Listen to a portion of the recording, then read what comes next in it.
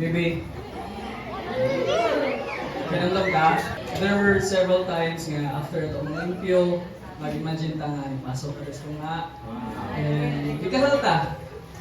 Nangandoy ta nga someday we will be standing here in front declaring our love is one to the Lord.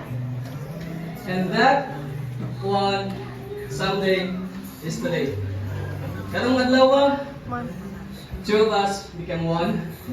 And I'm gonna love you, take care of you forever. I commit my life not just for this wedding day, but all throughout a lifelong marriage.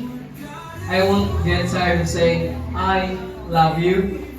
And I will say it every single day till eternity. I'm so excited to build a God-centered home with you.